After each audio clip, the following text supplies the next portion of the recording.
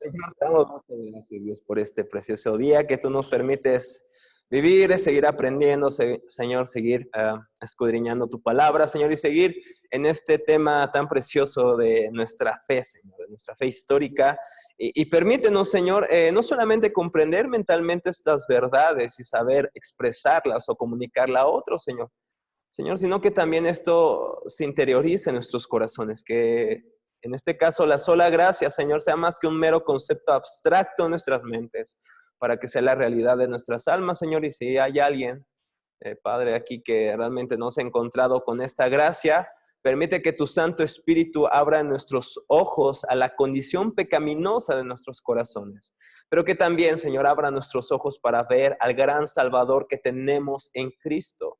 Nuestras fallas son muchas, Señor, pero tu gracia es mayor, Señor. En eso descansamos, bendito Dios. Te damos gracias, Señor, porque tú nos ayudas en nuestras debilidades. Por eso te pido, Señor, que ayudes al maestro este día, tanto a sus alumnos como a él, Señor, para que podamos entender tu verdad, Señor. Tu palabra es verdad. En ti confiamos y en el precioso nombre de nuestro Salvador Jesucristo oramos. Amén. Bueno, vamos a comenzar con la clase del día de hoy que le hemos titulado, si quieren ustedes hablar latín, digan conmigo, sola gratia. Ay, qué buenos teólogos de la época medieval son. Sola gracia. ¿Qué significa sola gracia? Solo por la gracia. Y decíamos que lo que hace diferente al cristianismo evangélico, y si quieren añadirle ahí el término protestante, se hace necesario por distinciones meramente, pero si queremos diferenciar el cristianismo evangélico del romanismo, de otro tipo de religiones, podemos decir que lo que cambia no es la fe, lo que cambia no es la gracia en un término abstracto, sino que está agregado solo o sola determina la diferencia radical de nuestra fe, no solamente de Roma, sino de otras religiones. Como ustedes saben o leyeron este evento donde el escritor de Narnia, ¿recuerden quién es? C.S. Lewis llegó como cristiano, llegamos muy tarde a las reuniones, ¿verdad? Entonces llegó tarde a esta reunión de religiones donde estaban discutiendo cuál era la diferencia del cristianismo con todas las demás religiones. Bueno, llegó tarde y dijo, a ver, ¿de qué están hablando? Y dijeron, bueno, es que no sabemos en qué es diferente tu fe. Y C.S. Lewis dice, eso es muy fácil. La diferencia más grande, dice él, es el concepto de ¿qué? De gracia. Todas las religiones nos piden, haz algo y entonces Dios o la divinidad hará algo. Sin embargo, el cristianismo nos dice que Cristo hizo algo y que nosotros, ¿qué tenemos que hacer? Sí, hay que hacer algo, Cris. Hay que creer, pero aún esa fe es don de ¿quién? De Dios. ¿Dónde dice eso? Efesios 2:8. Por gracia somos salvos por medio de la fe. Y esto no es de ustedes, no es de nosotros. Es un don de Dios. Y no por obras para que nadie se gloríe. Esta fe incluso es de Dios. Es un regalo de Dios. Si creemos es porque Dios nos dio este regalo de creer. Porque naturalmente nosotros no amamos ni queremos a Dios. Fíjense lo que decía Martín Lutero. Si quieren compartir la pantalla para que ustedes puedan leer conmigo. Esto también se lo voy a compartir. No sé si la semana pasada les compartí el otro documento de la clase pasada. Bueno, les anuncio que esto que estoy escribiendo va a ser un ensayo que voy a publicar, así que ustedes son ¿cómo se llama? Las primicias. Tienen las primicias de esto. Esto va a estar gratis ahí lo voy a tratar de sacar el 31 de octubre, cuando conmemoramos la Reforma, así que oren por mí, ¿no? La verdad es que es algo muy padre, pero también es un peso. Pero fíjense lo que dice Martín Lutero. La salvación, y quiero que pongan atención acá. La salvación es dada a partir de la misericordia pura del Dios de las promesas. Escuchen bien. La salvación es dada a partir de la misericordia pura del Dios de las promesas. ¿Estamos de acuerdo con Lutero? ¿La salvación se da por la misericordia de Dios? Sí, ¿verdad? A ver si están de acuerdo con lo que dice. Por tanto, los maestros contemporáneos de su época, siglo XVI, dicen correctamente que Dios da gracia sin excepción, y estamos aquí diciendo, sí, Dios nos da gracia tanto a morenitos como a blanquitos, altos, bajitos, gorditos, flaquitos. Dios nos da gracia a todos, sin hacer distinción. ¿Estamos de acuerdo con Lutero aquí? Claro, pero ojo aquí. Dice, Dios da gracia sin excepción al hombre que hace lo que hay en él, lo que hay en Dios. Concede todo gratis. Fíjense lo que dice Lutero. Y solo sobre la base de la promesa de su misericordia, aunque Dios quiere que estemos preparados para tanto como hay en él. ¿Qué es lo que significan estas palabras de Martín Lutero? En otras palabras, lo que Martín Lutero está diciendo, Dios no puede negar su gracia a aquellos que están haciendo o se están esforzando. Dios tiene que recompensarlos con la salvación. ¿Estamos de acuerdo con Lutero? ¿Que Dios nos da su gracia porque nos esforzamos bastante? ¿Están seguros? Estamos yendo en contra de Martín Lutero. Sí, ok. Bueno, Martín Lutero lo escribe antes de ser salvo. Esto, tranquilos, ¿no? Guarden sus hachas y sus antorchas, no vamos a quemar a nadie. Martín Lutero esto lo escribe cuando enseñaba en la gran universidad de Wittenberg, pero antes de encontrarse con este pasaje de Romanos, que realmente es del libro de Habacuc, mas el justo por la fe vivirá. ¿Recuerdan cuáles fueron las palabras de Martín Lutero cuando entendió este pasaje por la gracia de Dios? Dice que las puertas del paraíso era como si le estuvieran, ¿qué?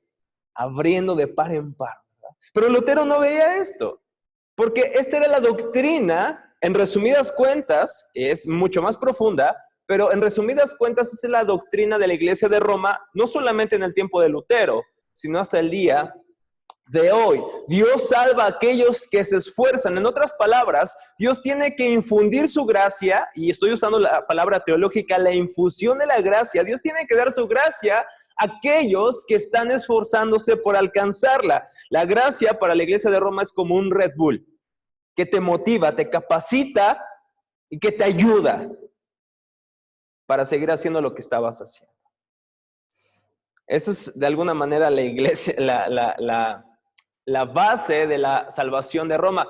Estaría pecando de mentiroso si dijera que la iglesia de Roma no cree en la gracia. Sí cree en la gracia, más ciertos requisitos, más ciertas obras, más la penitencia, más las obras de los santos, más la obra de los mártires, más la indulgencia, más esto y aquello. Haz esto y aquello, entonces Dios te concederá su gracia. La base de esta clase es en base a qué somos salvos. ¿Por qué somos salvos? ¿Por qué razón nos salva? Es más, ¿por qué Dios nos elige para salvarnos? Esas son las preguntas que vamos a tratar de responder esta tarde. Bueno, a la luz de la experiencia, y más importante aún a la luz de las Escrituras, es imposible que podamos nosotros decir que somos salvos por lo que hacemos. Díganme de ustedes, nuevamente, como siempre pregunto, ¿quién de ustedes quería ser salvo o quería ser cristiano antes de serlo? ¿Quién estaba buscando a Dios con todo su corazón? Bueno, yo iba a la iglesia de Roma. De hecho, si ustedes saben, y parte de mi historia es que yo iba a ser sacerdote, así como me ven. Mi mamá me consagró, por así decirlo, a este santo oficio del sacerdocio y pasaba a leer las escrituras en la iglesia de Roma todos los domingos. Y estuvo a punto de llevarme a educarme con un sacerdote que años posteriores resultó que era homosexual. Imagínense si yo me hubiera ido a estudiar con ese sacerdote, ¿no? Ahorita estuviera ondeando una bandera. Ustedes saben cuál. Y la verdad es que lo que siempre escuchaba era, tienes que hacer esto, tienes que hacer aquello. Yo soy hijo de una catequista. Entonces, conozco muy bien esta fe. Yo crecí en esta fe y la verdad es que me consideraba un niño muy religioso. Pero no es que buscara mi salvación. Trataba de salvarme, trataba de agradar a mis padres, de que mi mamá pues me diera lo que quisiera y pues tenía que ir a la iglesia, ¿verdad? Si yo de alguna manera me oponía, pues perdía ese don, ¿no? De tener todo. Entonces yo hacía esto como una mera religión, pero yo no buscaba a Dios. Yo no quería que Dios viniera y dijera, ya no vivas tu vida como la vives, vive para mí. Eso es algo aberrante para los que vivimos según la carne, ¿no es cierto? Fíjense lo que dice Efesios, ¿quiénes éramos nosotros? Vamos a Efesios 2. Efesios 2, cuidado. Efesios 2:1, no sé si te tronó la espalda o qué te tronó. Ah, ya es la edad, Adri, ya es la edad. Efesios 2:1. Ya. Hermanos, si tienen alguna pregunta, ya saben, aquí pueden dejarla en los comentarios, mis hermanos. ¿Alguna duda? Efesios 2:1, ¿qué dice? Exacto, Él nos dio vida cuando estábamos un poco enfermos, cuando estábamos buscando de Dios. Él nos dio vida cuando intentábamos hacer lo mejor posible que pudiéramos hacer para ser salvados. Dios nos dio vida cuando estábamos medios moribundos. ¿Así dice el texto? Él nos dio vida cuando estábamos. ¿Qué puede hacer un muerto por sí mismo? Últimamente hemos ido a muchos funerales, o por lo menos hemos escuchado de muchos funerales. Sí, gracias, amigo. Pensé que te ibas a guardar en la mochila, pero gracias por tu honestidad. ¿Te acordaste de esta clase y fuiste confrontado? Sí, yo sé. Pero dice, y Él nos dio vida cuando estábamos muertos. Y tú ves a una persona muerta en un ataúd y esa persona no se puede ayudar. No puede salir del ataúd, no puede hacer nada porque está muerta. El hombre sin Dios está muerto y no puede salvarse. No solamente porque no puede, sino porque no que tampoco quiere. Tampoco queremos ser salvados por Dios. Queremos seguir nuestra vida, queremos seguir nuestra pachanga, queremos seguir nuestras vidas y nos encanta este famoso himno mexicano, porque sigo siendo, a ver hermanos, cante conmigo, porque sigo siendo el rey. A ver qué dice, a ver los que saben, y no estoy criticándolos, pero necesito, pásame un sombrero, por favor, aquí están colgados. No, Rosa, no. Díganme una de las estrofas principales de esta famosa canción. Sigo siendo el rey. Díganme algo que recuerden de estas frases. ¿Cómo? Ajá. No tengo trono ni reina, ni nadie. ¿Cómo? Ni nadie que me comprenda, pero sigo siendo. Eso, hermanos, ese himno mexicano es el himno de todo corazón. No tengo trono ni reina, y nadie que me comprenda, pero yo sigo siendo el rey de mi vida. Y eso queremos, eso lo amamos. ¿No es cierto que amamos cuando las personas hacen lo que queremos? ¿No es cierto que nos sentimos felices? De hecho, nuestras aflicciones, nuestros dolores, nuestros problemas, la mayoría es porque las demás personas no hacen lo que queremos. Sencillamente. ¿Por qué vas enojado en el tráfico? Porque no te dejaron pasar, porque tú piensas que tú deberías pasar primero antes que todos los demás. Por eso nos enojamos. ¿Por qué te enojas con tu esposa, con tu esposo? Porque no está haciendo lo que tú quieres. ¿Por qué te enojas con tus hijos? Porque no están haciendo lo que tú quieres. Porque sigo siendo, amén hermanos, ¿verdad? Seguimos siendo el rey. Y esa es la idea de la raza humana. No podemos salvarnos, pero ni queremos que alguien más reine en nuestros corazones. Tontamente pensamos que nosotros reinamos antes de Cristo. Pero realmente, ¿quién reina en nuestros corazones? ¿Somos esclavos al qué? Al pecado. No somos libres. Tontamente el enemigo nos ha hecho pensar que sin Dios somos libres. Esa fue la promesa de Satanás a Adán y Eva. Si comes de ese fruto, serás como ¿quién? Tendrás el poder, tendrás el reino. Y claro, ese fue el resultado. Fueron esclavizados al pecado. El alcohólico piensa que es libre porque puede alcoholizarse cuando él quiera. Es esclavo al alcohol. El lujurioso piensa que puede tener relaciones sexuales con quien quiera. Piensa que es libre, pero es esclavo a la lujuria. Todas las personas somos esclavos a algo antes de Cristo. Pensamos que somos libres, pero estamos siendo influenciados y gobernados bajo el príncipe de la potestad de este mundo. Es lo que dice el versículo 2 de Efesios 2. En los cuales anduvisteis en otro tiempo según la corriente de este mundo, hablando de los pecados, conforme al príncipe de la potestad del aire, otro nombre para Satanás, el espíritu que ahora opera en los hijos de desobediencia, entre los cuales, fíjense, también todos nosotros estábamos en otro tiempo vivíamos en las pasiones de nuestra carne, satisfaciendo los deseos de la carne y de la mente, y éramos por naturaleza hijos de ira. ¿De la ira de quién? De Dios. Lo mismo que los demás. Eso éramos. Vivíamos satisfaciendo nuestros pecados. Vivíamos satisfaciendo lo que nuestro pecado nos decía que teníamos que hacer, que teníamos que buscar. No éramos libres, éramos esclavos al pecado. Tontamente el diablo nos enseña que somos libres. ¿Cuál es hoy el postulado de el LGTB y toda esta rama? Sé lo que tú quieras ser. ¿Te sientes mujer aunque eres hombre? Sé mujer. ¿Te sientes fluido? Sé fluido. ¿Te sientes un perro? Sé un perro. Y no estoy bromeando. ¿Te sientes un caballo? Sé un caballo, y debes de buscar que el Estado financie tu transformación corporal o sexual.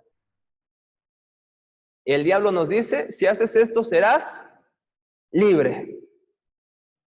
Wow. Bueno, nos podemos asombrar de esto, pero así vivíamos tú y yo. A lo mejor no marchábamos con esta bandera, pero marchábamos en nombre de otros pecados y vivíamos sometidos a esos pecados, esclavos a esos pecados, pornografía, alcoholismo y cualquier otro pecado, materialismo, y vivíamos esclavos. Pero el diablo nos hace creer que vivíamos libres. Esa es nuestra condición. Y quiero que veamos esto, porque si no entendemos cuál es nuestra condición delante de Dios, no entenderemos cuán necesaria es la gracia de Dios. Si no entendemos nuestra condición delante de Dios, no entenderemos lo que somos, la necesidad que tenemos de la gracia de Dios. Antes de apreciar la necesidad de las buenas noticias, necesitamos escuchar las malas noticias. Así que me gustaría avanzar un poquito, esto ya lo dijimos, pero fíjense lo que la Biblia dice. ¿Quién busca a Dios? ¿Quién es esa persona que Dios le tiene que amar y salvar porque es muy buena, porque está haciendo y aquello, y Dios tiene que decir, bueno, no puedo no amar a esta persona? La Biblia apoya esta idea de Roma, que hay personas buenas que están buscando a Dios y que Dios les tiene que recompensar. ¿O qué es lo que la Biblia nos dice? Fíjense Romanos 3:10, vamos para allá, los que quieran ir a sus Biblias, o lo tenemos aquí en la pantalla también. Bueno, de repente. No se preocupen, deben traer sus Biblias también. Así que,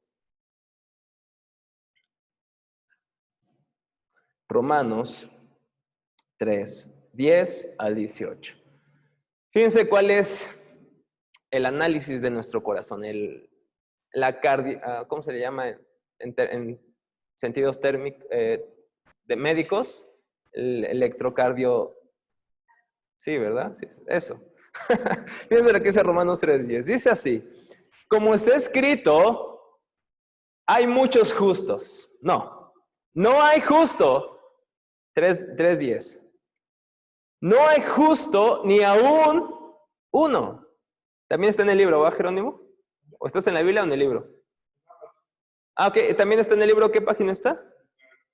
En la 73 también está. Dice, como está escrito, no hay justo ni aún uno. No hay quien entienda, no hay quien busque a Dios. Todos se han desviado, a una se hicieron inútiles. No hay quien haga lo bueno, no hay ni siquiera uno. Sepulcro abierto es su garganta, engañan de continuo con su lengua, veneno de serpientes hay debajo de sus labios. Sé que te estás acordando de tu comadre, ¿no? Dice, llena está su boca de maldición y amargura, sus pies son veloces para derramar sangre, destrucción y miseria hay en sus caminos, y la senda de paz no han conocido, no hay temor de Dios delante de sus ojos. Esa es nuestra condición. No sé si recuerdan este pasaje cuando lo estudiamos hace un año en el libro de Romanos. Nuestra deplorable condición del corazón. Mis hermanos, personas como estas pueden salvarse a sí mismas. No solamente enfermas, sino más que eso, muertas en delitos y pecados. ¿Podemos nosotros de alguna manera hacer algo para que Dios nos mire y diga, wow, qué buenas obras de caridad está haciendo? ¿Qué penitencia tan más estricta? ¿Qué ascetismo? Mira, se está golpeando la espalda, ni modo que no lo salve. No hay quien busque a Dios. No hay ni siquiera uno. El puritano Thomas Watson decía que como hay sal en cada gota de agua del mar y amargor en cada rama de ajenjo, así existe el pecado en cada una de nuestras facultades. Todo nuestro cuerpo, toda nuestra mente, nuestro corazón, nuestra alma, nuestro espíritu está corrompido por el pecado. A esto, como veremos en otras clases, le llamamos la depravación total de la raza humana. Total, nos referimos a que todo nuestro ser está contaminado y manchado por el pecado. Por eso, nosotros no podemos salvarnos a nosotros mismos. Es más, incluso las mejores cosas que podamos hacer, dice el autor del libro de Isaías, son como trapos de inmundicia. Fíjense lo que dice Isaías 64:6, lo tiene en la pantalla. Isaías 64:6. Todos nosotros somos como el inmundo, y como trapo de inmundicia todas nuestras obras justas. Díganme, hermanos teólogos, ¿qué son los trapos de inmundicia en este texto?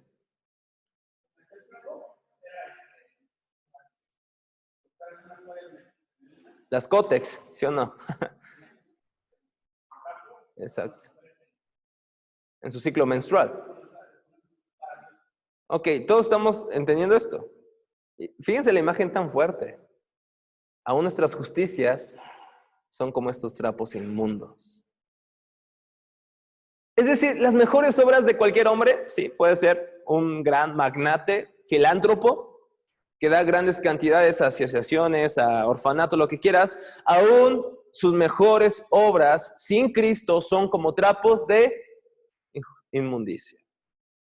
Aún nuestras mejores obras. Porque algo que apuntaron muy bien aquí, dijeron, es que podemos hacer obras buenas, pero motivados por razones egoístas. Y claro, si no tenemos a Dios en nuestro corazón, ¿cuál es nuestra motivación sino nuestra propia gloria?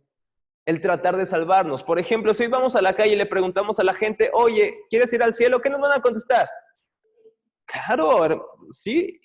Y yo le preguntaría, ¿cómo sabes que va a estar en el cielo? ¿Qué es lo que comúnmente escuchamos cuando les preguntamos eso? ¿Porto bien? No soy un rata, ¿verdad? No he matado a nadie. Pues yo creo que me la he llevado, sí, pachangueado, sí, he hecho cosas, pero yo creo que he hecho más cosas buenas, ¿no? En base a las obras. Y creo que soy bueno, y creo eso, peligro. Porque fíjense, la primera condición para llegar a Cristo es saber que tú no eres bueno. La primera condición es que te arrepientas de tus pecados. Aún el arrepentimiento es algo que tú produces. Es más, el darte cuenta de tu condición caída es algo que tú produces, que tú creas. ¿O no es cierto que el Espíritu Santo tiene que venir a hacernos ver lo horrible que somos? Porque, honestamente, por ejemplo, yo voy a hablar de mi mamá, ¿no? Porque no conozco a persona más santa ahora en Cristo que yo haya visto, jamás.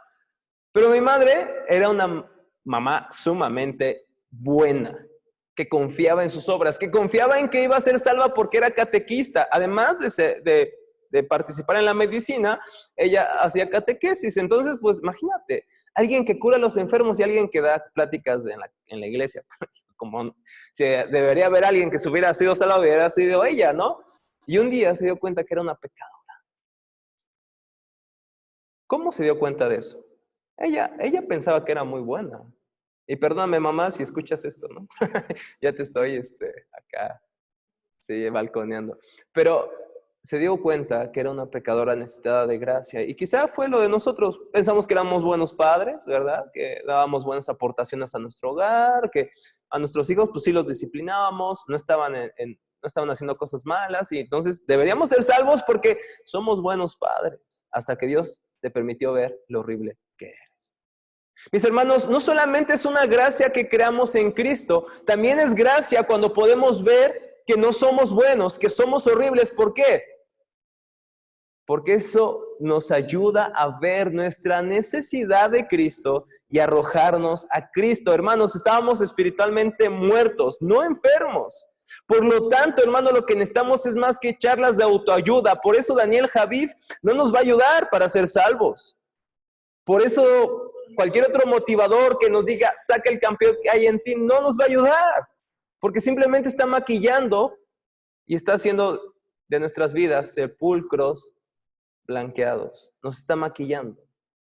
No necesitamos charlas de autoayuda. Necesitamos más que una terapia psicológica para arreglar nuestro profundo problema del pecado. Somos como, ¿quién ha visto Walking Dead? Esta serie de zombies, ¿no? Somos zombies, muertos vivientes, caminando en esta vida, muertos espiritualmente. Así somos delante de Dios. Y bueno, entonces, entendiendo esto que somos completamente malos y que no podemos salvarnos a nosotros mismos, necesitamos más que una mera ayudita, como dice la iglesia de Roma, necesitamos más que un Red Bull, ¿verdad? Cuando ahorita Adri lo necesita bastante, necesita un Vive 100 que te despierte. La gracia de Dios es más que un Vive 100. La gracia de Dios es más que un empujoncito. La gracia de Dios es más que una ayudita. La gracia de Dios es lo que necesitamos. Absolutamente, lo necesitamos. Entonces, ¿en base a qué somos salvos, hermanos? ¿En base a nuestras obras más la gracia o en base a la gracia sola? ¿Por qué somos salvos? ¿A qué nos referimos con? Entonces, vamos a ir definiendo este término, sola gracia, es que somos salvos solamente por la gracia del Señor. Nuestra base no son nuestros méritos, nuestra base no son nuestras justicias, nuestra base no es nuestra inteligencia, nuestra base no es nuestras riquezas, nuestra base de salvación es la gracia del Señor que no hace acepción de personas. Yo le diría de esta manera, de verdad, hermanos, yo no entiendo. Y vaya que he conocido a personas muy buenas, muy buenas, aparentemente.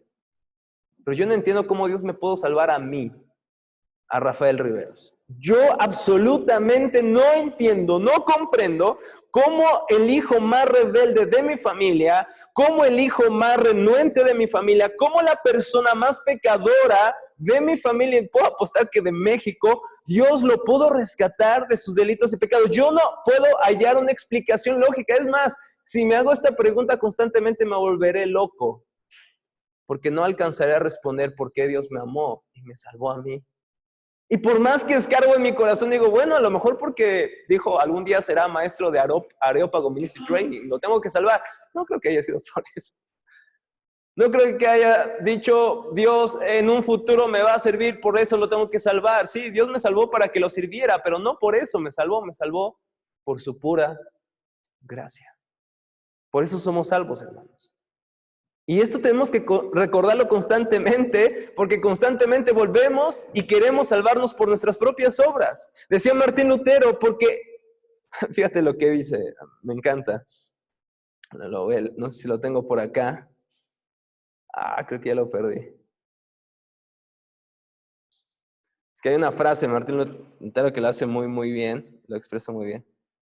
Bueno, dice Lutero, sigo luchando contra el error de querer ser salvado por mis propias obras sin haberlo conquistado aún. Aún estamos luchando nosotros todos los días por salvarnos a nosotros mismos o confiar en Jesucristo.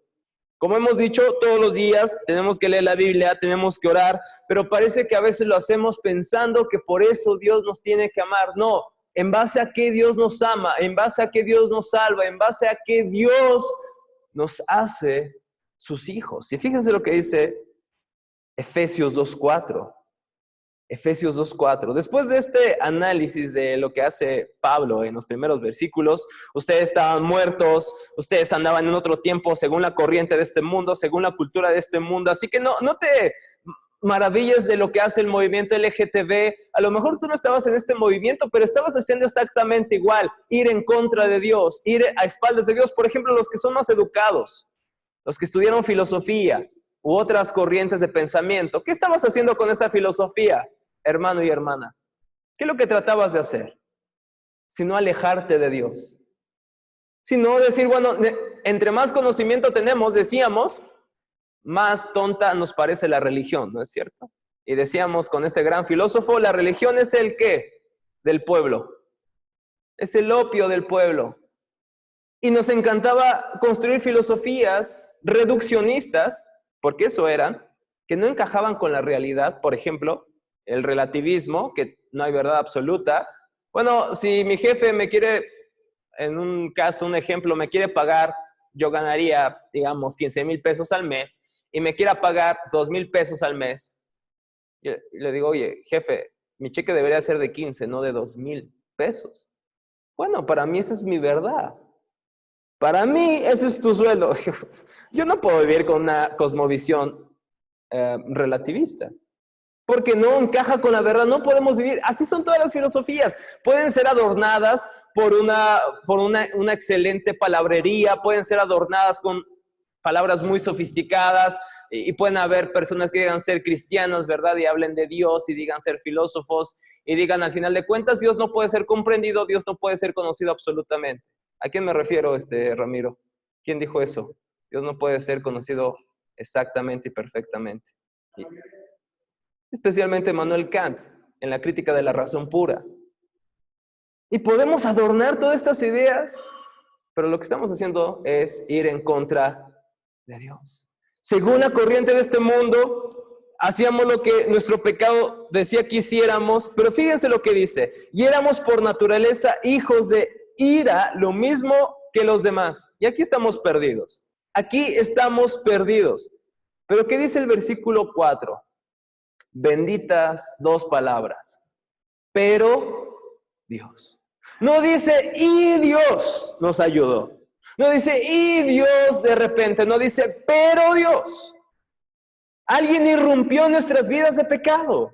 Alguien vino como estábamos muertos. Alguien vino como estábamos de pecadores. Pero Dios, y dice el gran predicador galés Martin Lloyd-Jones, estas dos palabras en sí mismas, en cierto sentido, contienen todo el evangelio. ¿Por qué? Porque es el versículo, pero Dios, que es rico en misericordia, por causa de nuestras obras. ¿Así dice el texto? Por causa de nuestros méritos, no dice por causa del gran amor con que nos amó, aún cuando estábamos muertos en nuestros delitos.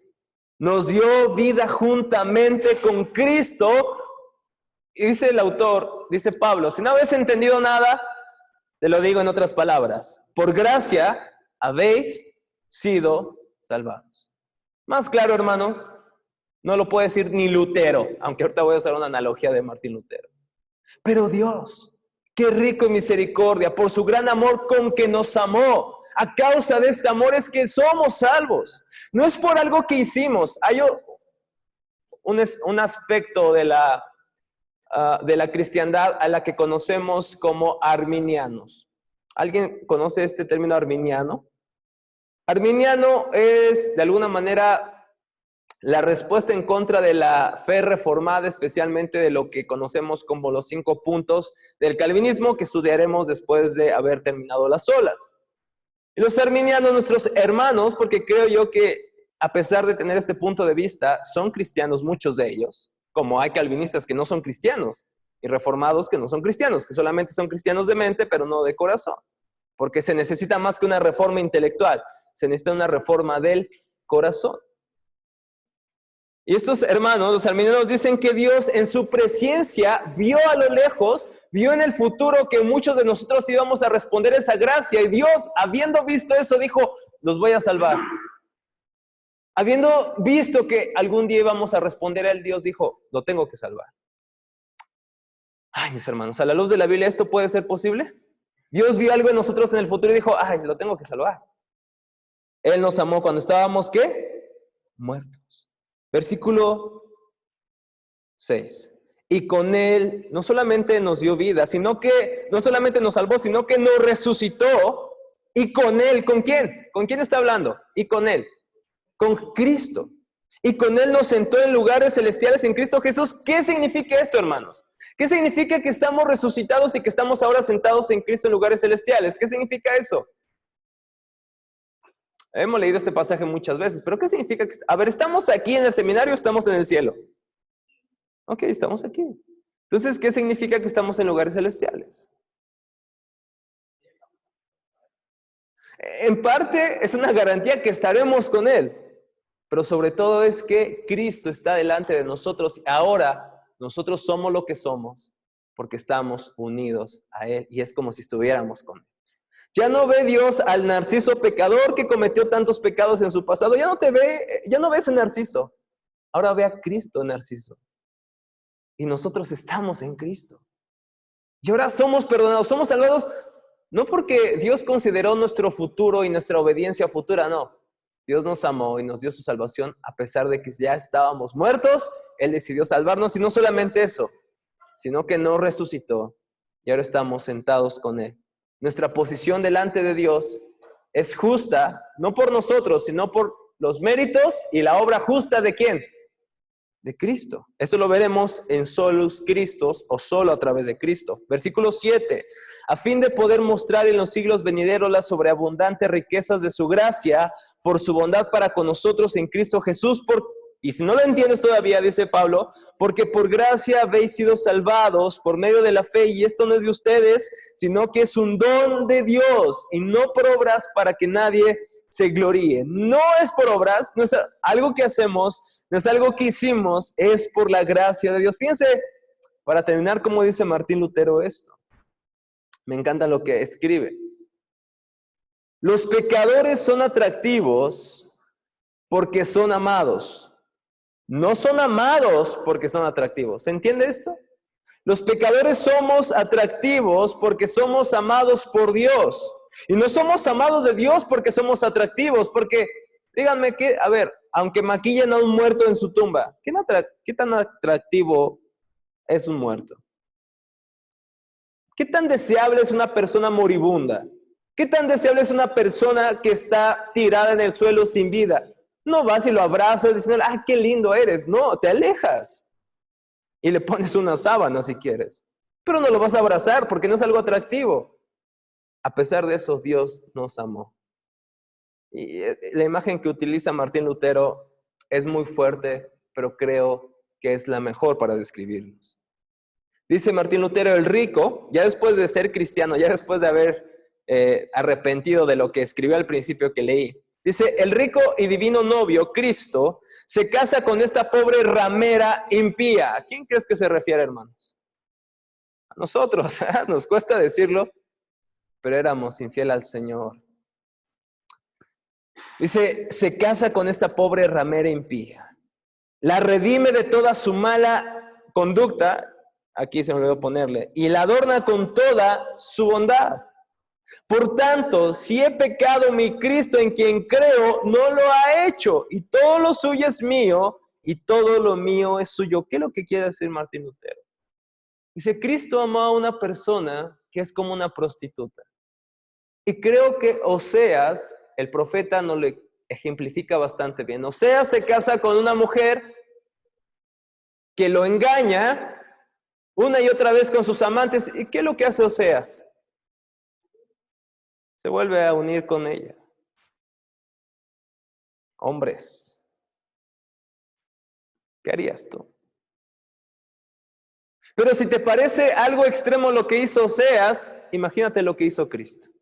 Porque Oseas, aunque es un hombre que pudo ser fiel, aún es un hombre pecador, con fallas en su matrimonio. Pero Cristo no tiene fallas. Cristo no tiene grietas en su carácter. Cristo no tiene fallas en sus emociones o en sus decisiones. Cristo es el varón perfecto. Es más, Pablo dice, amen maridos a sus esposas como Cristo amó a la iglesia y se entregó por ella. Cristo es el perfecto novio. Cristo es el perfecto varón. Aún así, aún sabiendo cómo somos, mis hermanos, aún sabiendo que íbamos a nacer e íbamos a pecar en contra de Él, aún sabiendo que íbamos a convertirnos en cristianos, y aún así una y otra vez, dándole la espalda, porque pecamos una y otra vez y tenemos que ir a arrepentirnos, Cristo no nos ha dejado de amar. Dime, si has ganado tu salvación por obras, ya lo hubieras perdido por tus pecados. ¿No es cierto? Pero somos salvos por gracia y por medio de la fe. Mis hermanos, que el Señor nos ayude a entender esta doctrina, pero sobre todas las cosas, a rendirnos ante Él y saber que es por su pura gracia que estamos aquí. Esa es la doctrina de la sola gracia. ¿Hay alguna pregunta hasta acá? ¿Alguna duda? Ok, allá en el Zoom, hermanos, ¿alguna duda, algún comentario? Y si no es así, si no lo pueden escribir acá y vamos a pedir al Señor que nos ayude para cerrar esta clase. Señor, te damos muchas gracias. Damos gracias, Dios, por tu palabra, te damos gracias por tu gracia y te damos gracias, Dios, porque aún siendo como somos, Señor, aún teniendo el pasado tan horrible que teníamos, Señor, aún así tú nos has amado, Señor. Podemos mirar a nuestro corazón y no podemos hallar nada bueno en nosotros, Señor. En medio incluso de nuestras obras tan buenas, se haya tanta maldad, Señor. Se haya tanto pecado, aún en nuestras buenas acciones, Señor. Realmente lo hacemos para nuestra gloria, Señor. ¿Qué pecadores somos? ¿Cuán perdidos estamos sin Cristo? ¿Cuán pecadores, Señor? ¿Y cuán rotos estamos? Necesitamos recordar nuevamente el Evangelio, Señor. Necesitamos recordar nuevamente a Cristo. Pudiéramos estar hablando de otras personas de allá afuera, de otras religiones, de la iglesia de Roma, Señor. Pero ¿qué de nuestros corazones que constantemente tratan de salvarse? Que constantemente tratan de poner su esperanza en su desempeño, que constantemente tratan de agradar a otras personas para hallar su salvación, de agradar y de hacer ciertas cosas para alcanzar tu amor, Señor, cuando en Cristo tú nos has dado todo, Señor. En Cristo nos has dado todas las cosas las tenemos porque estamos en Cristo Jesús, Señor. Ayúdanos todos los días, Señor, a creer en esta verdad. Ayúdanos a recordar el Evangelio, porque aunque somos seminaristas, aunque somos estudiantes de teología y parece que esto ya lo dominamos, Padre, ¿cuántas veces nuestro corazón se desvía de estas verdades fundamentales de tu palabra? Ayúdanos a ver la vigencia y la importancia de la gracia en nuestras vidas. Señor, que sea más que un concepto intelectual, que sea la realidad de nuestras vidas día a día. En el precioso nombre de Cristo, oramos y te alabamos, Señor, por esa salvación tan grande. Gracias, Padre, en Cristo Jesús. Amén. Mis hermanos, que el Señor les bendiga. Nos vemos la próxima semana, si el Señor así lo permite.